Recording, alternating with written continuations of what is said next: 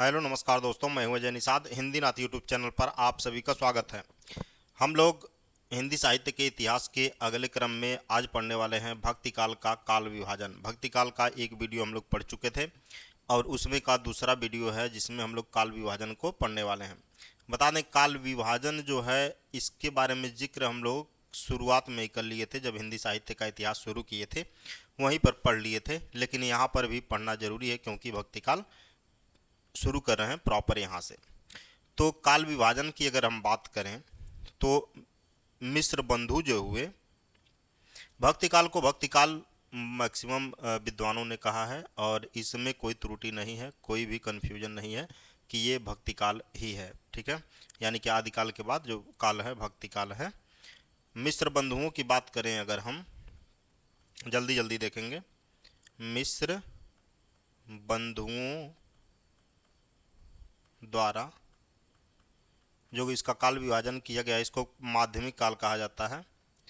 माध्यमिक काल, माध्यमिक काल कहा जाता है। और माध्यमिक में दो आता है, एक पूर्व और एक आता है प्रौढ़। ठीक है, पूर्व माध्यमिक और प्रौढ़ माध्यमिक। ठीक ना, ये हो गया मिस्र बंधुओं द्वारा। ठीक, राम कुमार वर्मा जी क्या कहते हैं? राम कुमार वर्मा की अगर हम बात करें, राम कुमार वर्मा तो ये कहते हैं संत काव्य। राम कुमार वर्मा ये क्या कहते हैं? एक संत काव्य। ये किसका विभाजन कर रहे हैं? ये भक्ति काल का संत काव्य। दूसरा है प्रेम काव्य।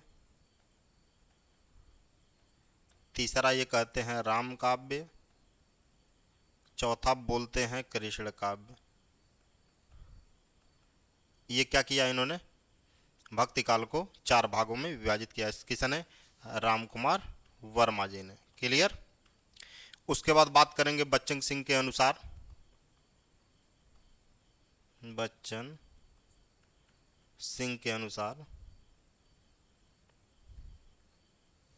अब बच्चन सिंह ने काल विभाजन कैसे किया है? ये कहते हैं कि एक निर्गुण काव्य धारा, निर्गुण, निर्गुण भी बोला जाता है, काव्य धारा, निर्गुण काव्य धारा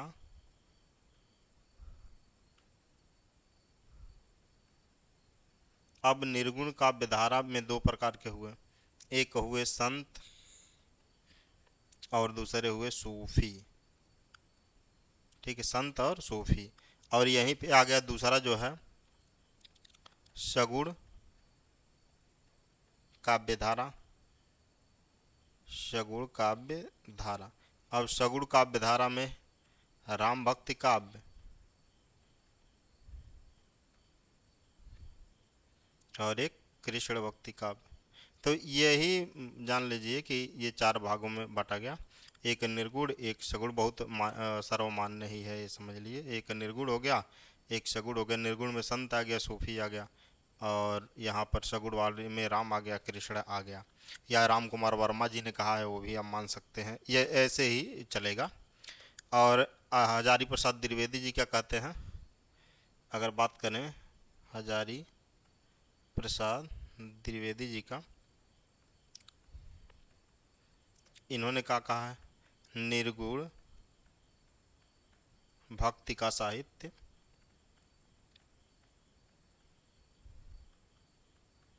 निर्गुण भक्ति का साहित्य, कृष्ण भक्ति का साहित्य, कृष्ण भक्ति का साहित्य, सगुण मार्गी, सगुण मार्गी राम भक्ति का साहित्य, और एक प्रेम कथानकों का साहित्य। कुल मिला जुलाकर वही बात हुआ जो पहले हम लोग कर चुके हैं। एक सबसे महत्वपूर्ण आचार्य रामचंद्र शुक्ल जी आ जाते हैं।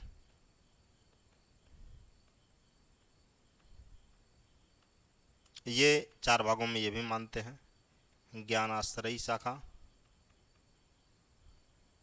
ज्ञानाश्रयी शाखा, जिसे निर्गुण धारा कहा गया,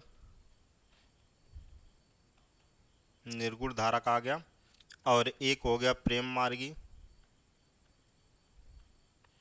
जिसे निर्गुण कहा गया, प्रेम मार्गी या सूफी कह दीजिए, प्रेम मार्गी या सूफी शाखा, इसे कहा गया निर्गुण धारा। और एक राम भक्ति आ गया, राम भक्ति शाखा, ये किस में आ गया, सगुण धारा। और एक चौथा आ गया कृष्ण भक्ति शाखा। अब कृष्ण भक्ति शाखा ये भी किस में आ जाएगा, सगुण धारा में, ठीक है ना। तो ये हो गए जैसे भक्ति काल का विभाजन इन लोगों ने किया है। एक और बहुत महत्वपूर्ण आते हैं डॉक्टर नागेंद्र। डॉक्टर नागेंद्र जी का बहुत, ये भी दो भागों में डिवाइड करते हैं भक्ति काल को, निर्गुण भक्ति काव्य और एक सगुण भक्ति काव्य।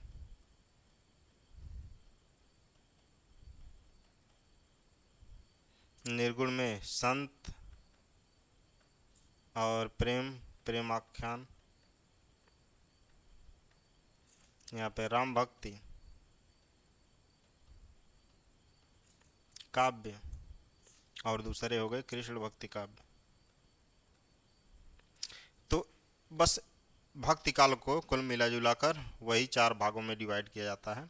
एक निर्गुण सगुण, निर्गुण में दो आएंगे संत और प्रेम काव्य, और सगुण में राम भक्ति काव्य कृष्ण भक्ति काव्य। इतना क्लियर होना चाहिए आपको, ठीक ना।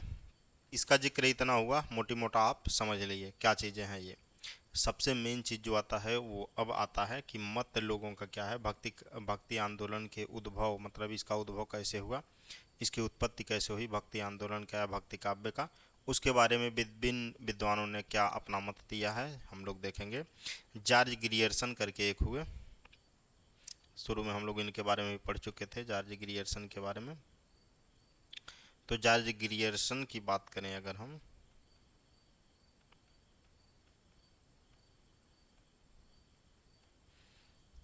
इन्होंने भक्ति आंदोलन को यहाँ पे देते हैं भक्ति काल का उद्भव, ऐसे करें, भक्ति काल का उद्भव, ठीक ना। अब जॉर्ज ग्रियर्सन क्या कहते हैं, ये कहते हैं भक्ति आंदोलन एक बिजली की क्रोंद की तरह आया, मतलब बिजली जैसे कड़कड़ाती है उसकी तरह आया था। क्या, भक्ति आंदोलन, मतलब अचानक आ गया था। और वो क्या कहते हैं, भक्ति आंदोलन मूलतः विदेशी प्रभाव के कारण उदय हुआ। मतलब जब जब ये ग्रियर्सन जी के अनुभव के अकॉर्डिंग, जहाँ पर ये रिसर्च की उसके अकॉर्डिंग बताते हैं कि एक तो बहुत जल्दी आया, दूसरा यह ईसाइयों के प्रभाव के कारण आया। उन दिनों क्या होता था कि जो अंग्रेज थे वो ईसाई धर्म का प्रचार प्रसार भारत में करते थे, तो उसी के एवज में, उसी के विपरीत में भक्ति आंदोलन जो है भारत में शुरू हुआ, ये मानते हैं आचार्य ग्रियर्सन या जॉर्ज ग्रियर्सन जी ऐसा मानते हैं। तो ये कथन पूछेगा आपसे कि मतलब कौन मानता है कि जो भक्ति आंदोलन है ये मूलतः विदेशी प्रभाव के कारण हुआ, ईसाई धर्म के प्रभाव से हुआ। तो ये किसका कथन है, जॉर्ज ग्रियर्सन का। भक्ति आंदोलन एक बिजली की क्रोंद की तरह आया, ये किसका कथन है, तो जॉर्ज ग्रियर्सन का। ये दोनों कथन आपको याद रखने हैं। तो यहाँ पे लिखे हम दोनों लोगों का कथन, मतलब इनका दोनों कथन। भक्ति आंदोलन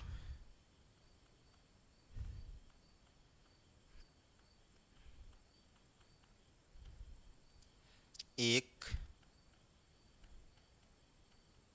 बिजली की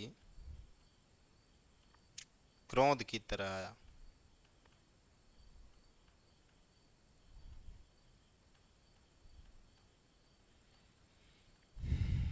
दूसरा कथन क्या है, भक्ति आंदोलन मूलतः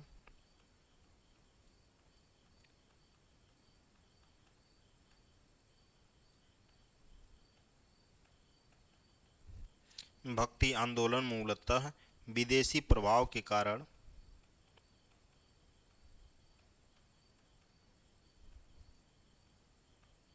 कारण उदय हुआ।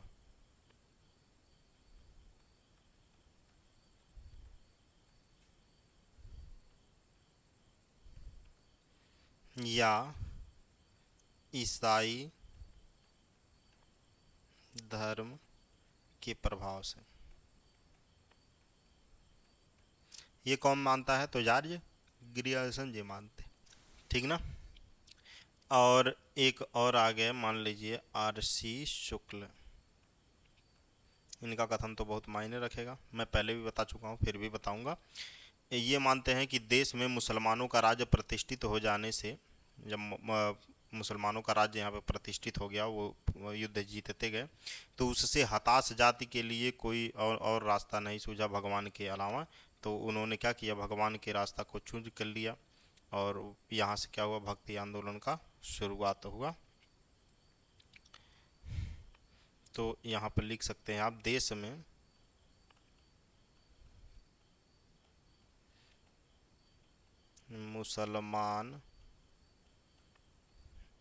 मुसलमानों का राज्य प्रतिष्ठित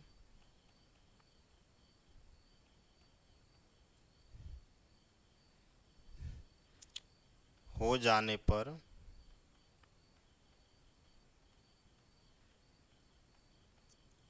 अपने पौरुष से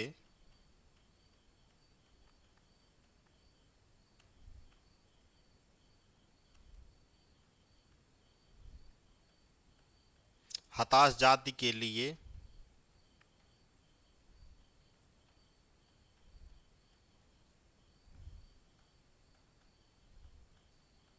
भगवान की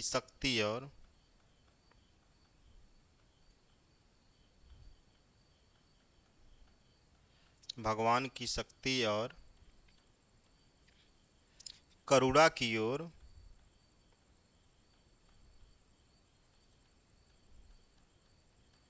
ले जाने के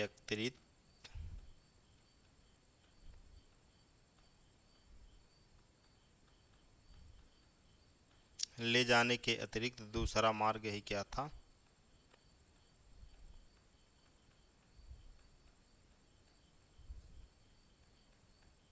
ठीक ना, दूसरा मार्ग ही क्या था? तो ये चीज़ जो है आपको पता होनी ही चाहिए। मतलब रामचंद्र शुक्ल जी ने कहा है कि जब मुसलमान आक्रमण किए भारत पर, खूब आक्रमण करने के बाद यहाँ के जो राजा थे उनको हरा दिए, और राजा को हरा देने के बाद अपना राज्य प्रतिष्ठापित कर लिए यहाँ पर। तो उससे क्या हो गया, जब राज्य मुसलमानों का हो गया, अब मुसलमान क्या करने लगे, ज़बरदस्ती इस्लाम धर्म का प्रचार प्रसार करने लगे। उसके विरोध में हिंदू क्या करने लगे, अपने धर्म का गुणगान गाने लगे, अपने ईश्वर को याद करने लगे।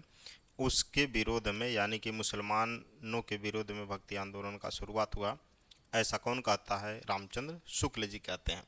इनका एक कथन और बहुत इम्पोर्टेंट है, यहाँ पे अगर हम पहला डाल दें तो दूसरा अगर लिखोगे आप, तो जो भक्ति का सोता दक्षिण से धीरे धीरे उत्तर भारत की ओर आ रहा था, उसे राजनीतिक परिवर्तन के कारण शून्य पड़ते हुए जनता के हृदय में फैलने का पूरा स्थान मिल गया। जैसे मुसलमान राज्य का इधर प्रतिष्ठित हो जाना, और दक्षिण भारत से धीरे धीरे चिंगारी के रूप में भक्ति आंदोलन का शुरुआत होना, उत्तर भारत में एकाएक जगह पा गया।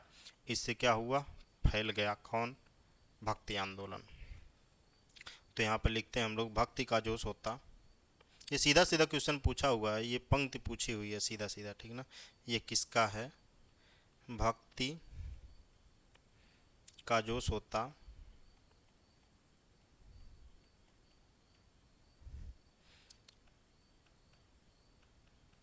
दक्षिण की ओर से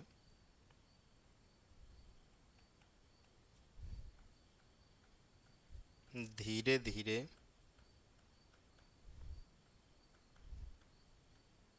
उत्तर भारत की ओर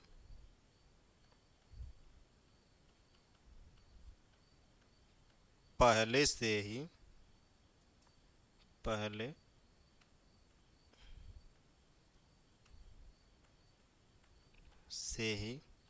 आ रहा था, उसे राजनीतिक परिवर्तनों के कारण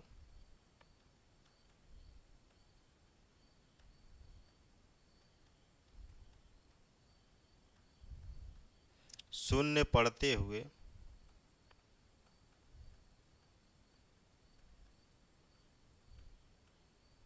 जनता के हृदय में जनता के हृदय क्षेत्र में फैलने का पूरा स्थान मिल गया।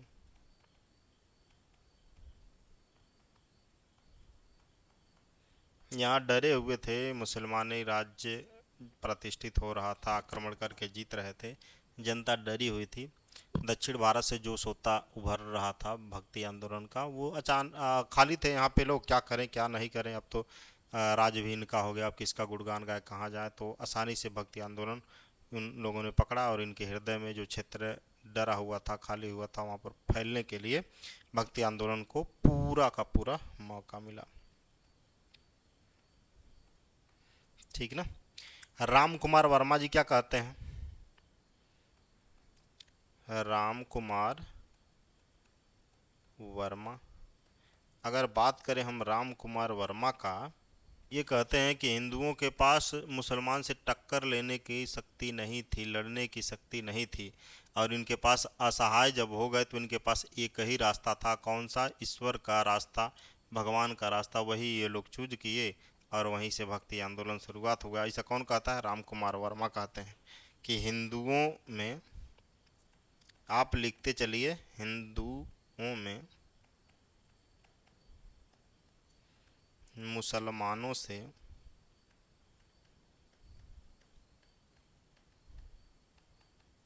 लोहा लेने की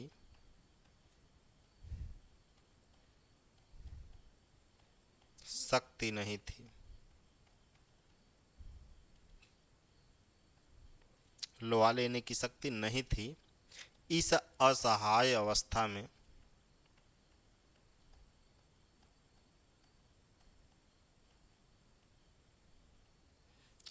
असहाय अवस्था में उनके पास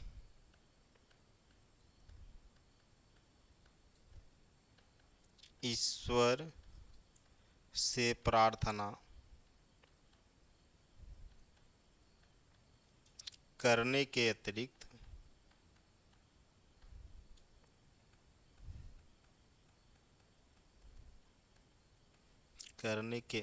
अन्य कोई साधन न था।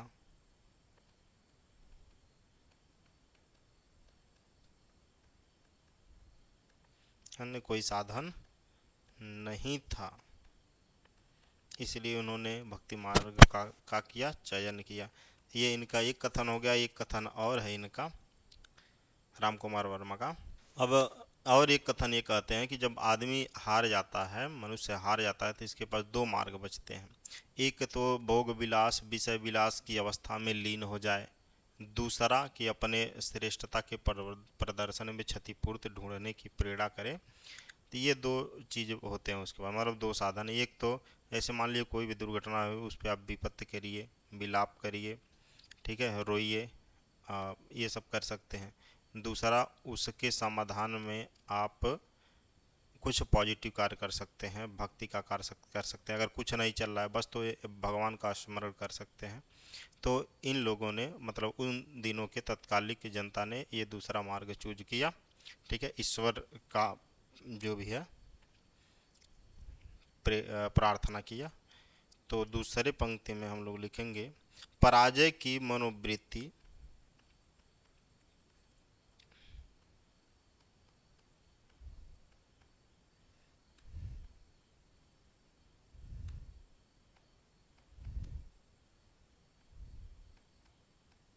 पराजय की मनोवृत्ति मनुष्य को या तो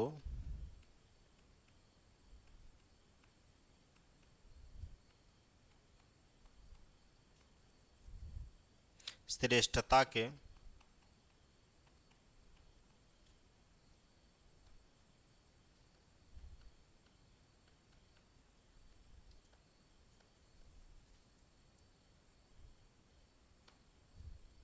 प्रदर्शन में क्षतिपूर्ति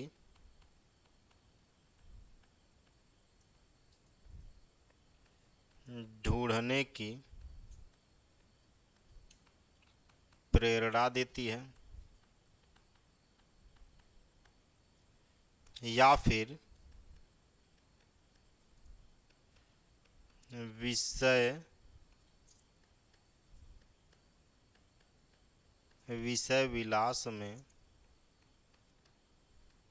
लीन करती है। ठीक ना। ये दोनों पंक्ति जो है ये राम कुमार वर्मा का है।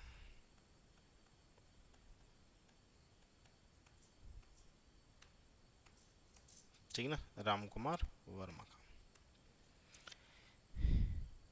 और एक आध पंक्ति देख ली, ये मैं पहले भी बता चुका हूँ और शुरुआत में, और यहाँ भी लिखना जरूरी है। यदि आप नोट बना रहे हो, आपके पास नोटबुक है, तो वहाँ पे ये सारा चीज़ लिखते हुए चलेंगे, लिखेंगे, याद भी होगा। अब बार बार रिवीजन करेंगे तो वहाँ से भी क्लियर हो जाएगा। ये दूसरा बार है, मैंने पहले भी इसके बारे में काफ़ी चर्चा किया हुआ है। हजारी प्रसाद द्विवेदी जी क्या कहते हैं?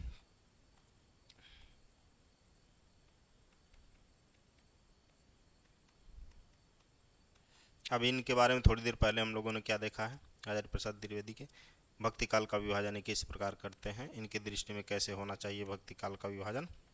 ठीक है। और यहाँ पर हम लोग देखने वाले हैं भक्ति काल के बारे में कथन, कि भक्ति काल का उदय कैसे हुआ, कहाँ से आया, क्या चीज़ है, इसके बारे में ये हजारी प्रसाद द्विवेदी जी बताते हैं। हजारी प्रसाद द्विवेदी जी कहते हैं कि यदि इस्लाम भारत में नहीं आता तब भी 12 के 12 आना, जो भक्ति आंदोलन इस समय है, फैला हुआ है या फैला हुआ था उस समय, वो 12 का 12 आना वैसा ही होता जैसा फैला हुआ था अगर इस्लाम नहीं आता तो भी। ये कौन कहता है? आचार्य हजारी प्रसाद द्विवेदी। और ये कहते हैं भक्ति आंदोलन भारतीय चिंता का स्वाभाविक विकास था। ये कौन कहा? आचार्य हजारी प्रसाद द्विवेदी। ये कथन बहुत इंपॉर्टेंट है, कई बार पूछा गया है। यदि इस्लाम नहीं आता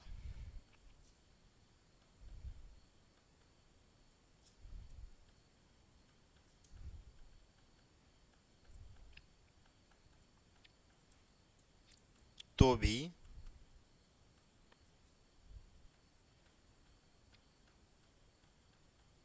इस साहित्य का 12 आना, 16 आना नहीं 12 आना वैसा ही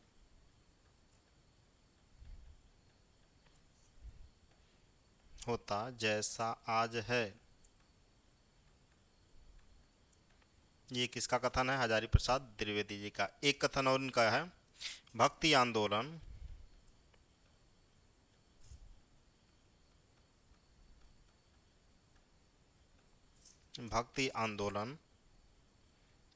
भारतीय चिंता का स्वाभाविक विकास है। एक चीज ये भी याद रखना, जो भक्ति आंदोलन है भारतीय चिंता का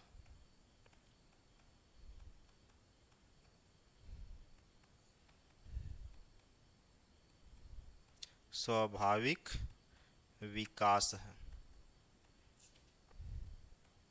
यहाँ तक क्लियर। और एक कथन और इनका है, अगले लाइन में चलें, अगले पेज पे। इस बात का अत्यंत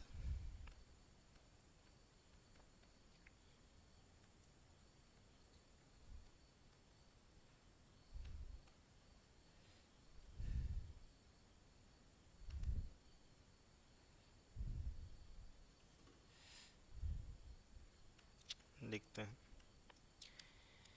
जब मुसलमान लोग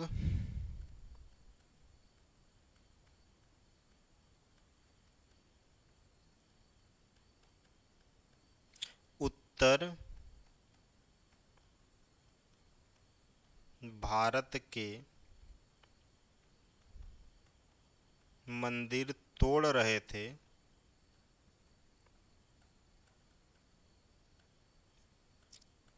तो उसी समय अपेक्षाकृत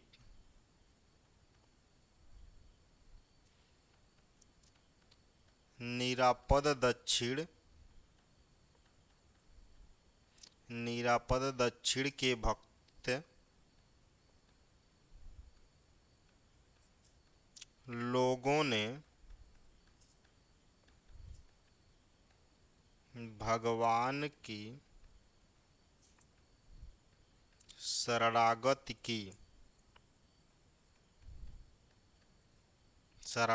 की प्रार्थना की।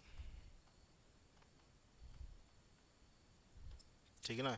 यहाँ पे और कहते हैं यह बात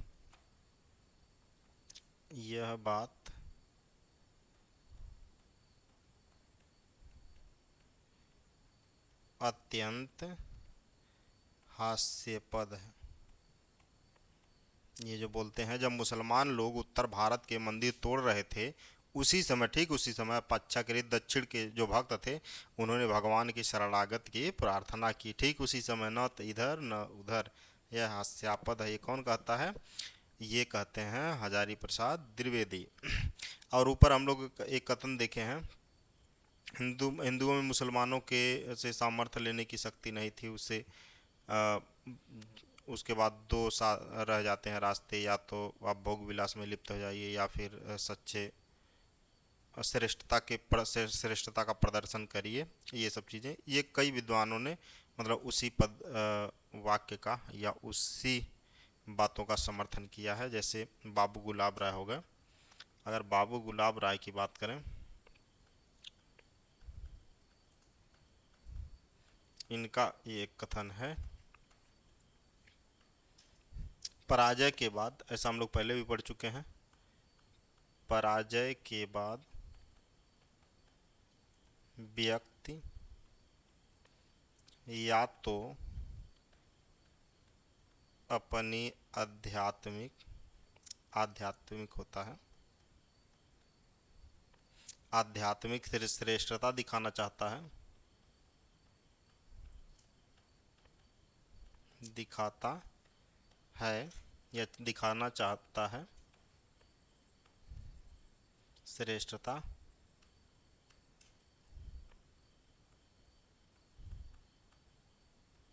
दिखाना चाहता है, अथवा विलास में डूबकर, विलास मतलब भोग विलास में डूबकर पराजय के भूल जाता है।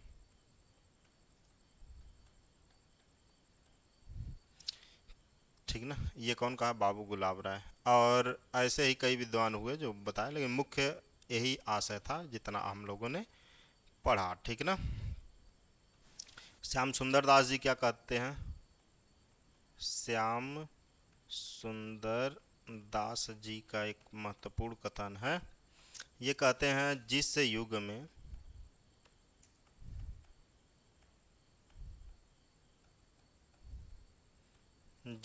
में कबीर,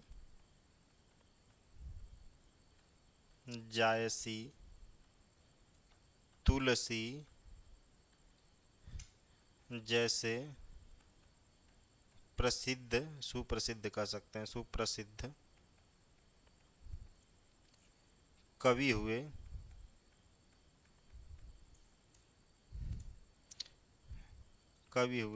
ऐसे साहित्य को या ऐसे कवि हुए, ऐसे समय को सामान्यतः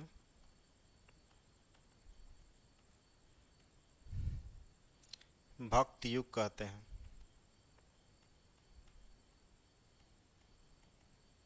ठीक ना। तो ये चीज़ें हुई भक्ति आंदोलन के बारे में, भक्ति के मत के बारे में। ये चीज़ें मोटी मोटा आपको कहीं ना कहीं ये सारी चीज़ें पता होनी चाहिए। ठीक ना।